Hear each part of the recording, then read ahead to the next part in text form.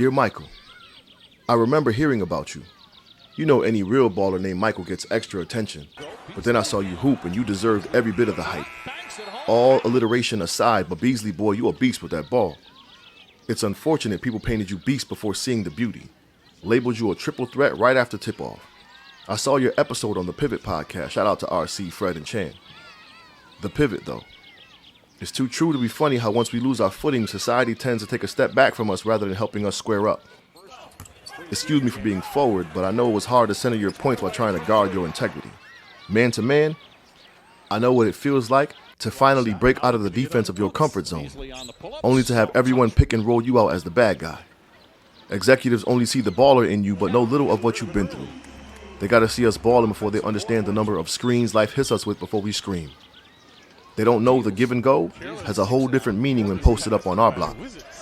Do they know hoops only sub us out the hood, but our trauma travels with us? They care more about how you handle the rock than how you handle adversity. You were the second selected to hoop, but the last pick to help, Mr. Irrelevant, if you will. And even with all your skills, you still got benched. Sidelined because life had you sidetracked. Everyone asks about your stats and not your status. Asking how the game was instead of how was your day. Do they know black men face a full court press our whole lives and always end up in the backcourt or the short corner or boxed out? It's never an easy run for us. Never a fast break to the help sideline. We get trapped, no timeouts, no look past the pond, crossed over and stuck in transition. And this country still cherry picking from our basket, the irony in how they Euro step over our pain. But we gonna keep shooting. Michael, sometimes we get our shots blocked, but we gotta keep hooping.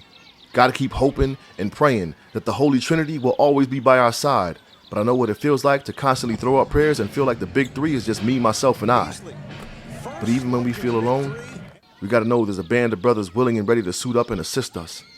I know you've been hit with the hezzy and pump fake by so many people hiding behind their masks, their mascots.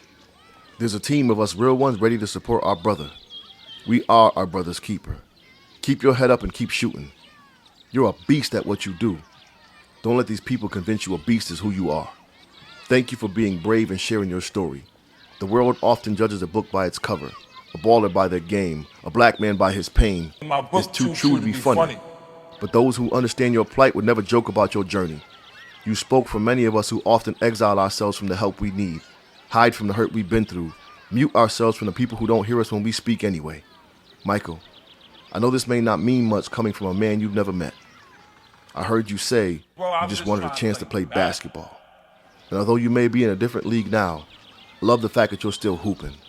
A great coach once said to me, miss it till you make it, then make it till you miss it.